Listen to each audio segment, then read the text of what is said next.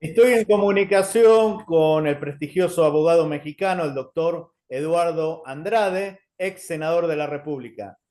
Doctor, muchas gracias por acceder a mi entrevista. Al contrario, Juan, gracias a ustedes, por favor, por esta oportunidad de comunicarnos con los amigos peruanos. Es la primera vez que lo entrevisto y elijo entrevistarlo a usted para un análisis desapasionado sobre las elecciones de México, donde el Morena ganó con Claudia Sheinbaum, que para muchos es una premio Nobel cuando en realidad ella participaba en una institución que ganó el premio Nobel. Es como que yo diga que yo soy campeón mundial de fútbol porque la selección de mi país lo hizo. En este caso, ¿qué opina de las elecciones de México y de que por primera vez en la historia México será gobernado por una mujer? Pues yo creo que este último punto, Juan, es de gran trascendencia. Que una mujer sea presidenta de México por primera vez en esta etapa en que cada vez hay una mayor participación femenina, en la que se dice en el ámbito del feminismo que se rompe el techo de cristal, que van adquiriendo mayores posibilidades de ejercer el poder en cargos importantes, tanto en el sector público como en el privado. Así es que eso es ya de por sí un hito. Ahora, la elección fue una sorpresa. Pero disculpe, doctor, aunque sea mujer o hombre, no significa que por una cuestión de sexo va a ser buen gobernante. Ojalá que esta No, señora, independientemente de su condición de mujer, sea una buena gobernante para México, cosa que yo dudo mucho por su procedencia ideológica. lo importante efectivamente es que sea una buena gobernante, independientemente del género de la gente. Si Así es. ejerce una función de ese nivel, lo más importante no es dicho género, sino lo bien que se desempeñe. Y en ese sentido, lo que decía yo es que el solo hecho de que ejerza el poder en México, en la presidencia, una mujer, es de por sí ya un hito, es un hecho histórico, pues es Así la es. primera vez que esto ocurre. Ahora, su desempeño, miren, primero lo que nos referíamos de la elección, fue una elección sorpresiva en cierto sentido, no en el triunfo de Claudia Sheinbaum, porque todas las encuestas marcaban una amplia preferencia de la gente por distintos motivos. Parte era la propia imagen de López Obrador, que tiene un nivel de aprobación muy alto, el hecho de que se notó desde un principio que esto es como parte de una tradición mexicana, que la señora Sheinbaum era la que tenía el mayor favorecimiento en cuanto a llegar a la presidencia de parte del presidente actual. Y algunos otros factores que tuvieron que ver con el resultado. Uno fue sin duda que hubo una política económica de mejora en los niveles más bajos. El salario mínimo fue más que duplicado durante esta etapa, cuando habían pasado 30 años que ni siquiera rebasaba la inflación. Hubo un proceso de entrega de recursos criticado por la parte opositora, porque fueron muchas becas para estudiantes, para las personas mayores como yo. Bueno, yo afortunadamente no he tenido necesidad, pero las personas, esta es una pensión universal, una pensión para todas las personas de más de 65 años, apoyos para las madres. Estos apoyos llegaban en dinero líquido. Y por supuesto, para quien tiene un ingreso muy bajo, significaban un apoyo muy considerable al cual reaccionaron apoyando a su vez el proyecto del presidente a través de la señora Sheinbaum. O sea, hubo Y asistencialismo de parte del gobierno a los sectores más vulnerables. sí, yo creo que sí podemos denominarle así, fue una política asistencialista que alguna vez ya había existido en el país, pero de otro modo. Ahora, el resultado, que es lo que finalmente creo influyó en las elecciones, es que hubo una disminución objetiva de la pobreza, y eso medido por instituciones no influidas por las decisiones del gobierno. Entonces, ese factor económico, yo escribí un artículo hace, no sé, quizá 7, 8 meses, en que recordé aquella frase de la campaña de Clinton, no sé si la recuerde, cuando alguien mandó poner un gran letrero que decía, "It's the economy, stupid", es la economía, estúpido. Es decir, si la economía está bien, los restantes factores pierden peso.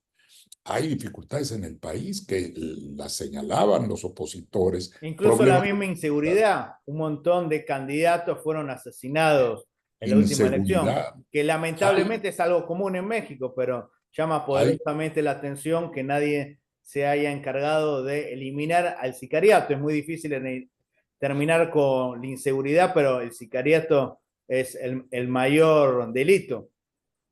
Sí, este es es un problema estructural que ahora en este gobierno hubo también una política que ha parecido demasiado blanda. Esta idea que expuso el presidente en una frase de que abrazos y no balazos, y que la oposición explotó lo más que pudo, pero no tuvo el éxito que uno hubiera podido pensar que iba a tener.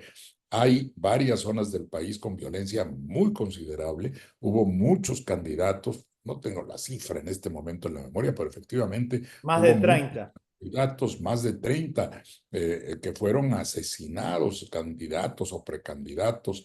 Entonces, este es un fenómeno que queda pendiente, indiscutiblemente. Yo tengo la impresión de que el presidente que proviene de un movimiento, bueno, primero estuvo en el PRI, pero se movió hacia la izquierda, siempre fue contestatario, eh, no se atrevió a usar el poder del Estado. Atrapado, por un lado, en la historia, de que él decía que no iba a usar la represión, y por otro lado, en el extremo de Bukele, ¿no? Decir, ay, es que también irnos a ese extremo tiene muchas dificultades. Y es un pendiente, es un tema pendiente que la nueva presidenta tendrá que ver cómo atiende. Se confía, hay un sector de la población que confía en que quien era el favorito de ella para sucederla en el gobierno de la ciudad, que fue el secretario de Seguridad Ciudadana de la capital, de la Ciudad de México, sea el secretario de Seguridad del gobierno federal, porque él tuvo un buen resultado en la Ciudad de México. No es una maravilla la Ciudad de México de paz y de falta de influencia de los carteles de la droga. Existen, por supuesto, como en todo el mundo, pero se logró un control que la gente percibió como un control eficiente, razonable de la inseguridad y de la violencia en la capital. Entonces eso está también militando a su favor. Y la verdad es que también hubo problemas muy graves en la oposición. Nunca llegaron a consolidar un programa claro. La candidata que tuvieron era una candidata muy débil, Xochitl que Gálvez. Xóchitl Gálvez fue una candidata con capacidad de cierta comunicación popular, pero que no llegaba realmente a la gente. Y tenía otro problema más, que los partidos que la apoyaron en realidad eran una coalición muy disímbola. El El PRI, PRI el y el PAN y el PAN. PRD. Exacto. El PRI había sido el enemigo histórico, vamos a ponerlo al revés, el PAN, el enemigo histórico del PRI. Esos partidos sí, con dos modelos totalmente diferentes en su tiempo. El PAN, un modelo de derecha, más hacia la empresa, más alejado del asistencialismo. El PRI, al contrario, se ubicaba en el centro izquierda, tuvo una etapa larga de desarrollo sostenido, que se llamó el desarrollo estabilizador. El país se sentía pacificado por un PRI que continuaba sucediendo continuamente a sus presidentes, no se quedaban más de 6 años, pero todo eso, que creo que también está en la memoria de la gente, influyó en este resultado que fue superior a lo que se esperaba. Entonces, Si doctor, se podría decir que el rejunte de partidos políticos tradicionales como el PRI y el PAN no significa que es la sumatoria de los votos. Hubo muchos priistas o panistas que quizás no votaron a la señora por esta alianza. Así es, yo creo que esa es una de las cuestiones que hay que verificar. Eso que llamaron el voto oculto, pero no oculto a favor de los opositores, sino resultó voto oculto a favor de la candidata Sheinbaum. Es como de Y alguna manera le pasó a Alan García en su última postulación, que se alió con el Partido Popular Cristiano. No necesariamente todos los apristas o los PPCistas votaron esta alianza. exactamente igual. No hay una Eso fue matemática cierta. que si se suma Sí, tantos no, partidos con tantos afiliados, tantos votos, se consiguen estos votos en la sí, general. efectivamente, no, ellos apostaron a una suma de esos votos, como bien lo dice usted, Juan, pero era evidente. Yo conozco la política mexicana, imagínese, hace más de 50 años. Hay un sector del PRI que jamás votaría por el PAN. Primero vota, primero anula el voto, pero no siente que su voto pueda ser a favor del PAN. Y hay un sector del PAN, y en ese sector curiosamente estaba la propia candidata Xóchitl Gálvez. Ya siendo candidata, hizo una crítica pública del presidente del PRI. Entonces, pues claro, hubo priistas que decidieron no apoyar y muchos panistas también se sentían alejados totalmente del priismo. Entonces, ese voto pudo alimentar el 10% del tercer candidato, que no fue mucho, Álvarez otro Maínez. de Maínez. El otro voto seguramente se quedó en casa porque hubo una menor participación que la última. Y hubo seguramente priistas que se inclinaron más por el modelo de Claudia Sheinbaum, que es un modelo más hacia la izquierda, que por un modelo de derecha. Y otra cosa que ofendió mucho a los priistas es que el PRI tenía dos precandidatos, una precandidata que era Beatriz Paredes Rangel, que tenía una gran experiencia, había tenido muchos cargos, y un precandidato que era Enrique de la Madrid, hijo de quien fue presidente Miguel de la Madrid. Y Enrique, había personas, yo lo veía en las redes sociales, personas favorables a la oposición que decían, bueno, hubiera sido mejor Enrique de la Madrid, pero pues Xóchitl es lo que tenemos. Y es muy difícil que se construya un liderazgo así, y más que la propia candidata Xóchitl públicamente se alejaba de los partidos. Eso fue peor, porque al decir, no, yo no soy de partido, yo soy ciudadana, muchos miembros de los partidos que la apoyaban se sentían también como menospreciados. Yo creo que eso provocó el llamado voto oculto. Ahora, el tema actual es ver cómo va a operar el Congreso, porque también resultó sorpresivo que prácticamente Morena y sus aliados tienen más de las 2/3 partes de la Cámara de Diputados, que les permite impulsar sin problema reformas constitucionales.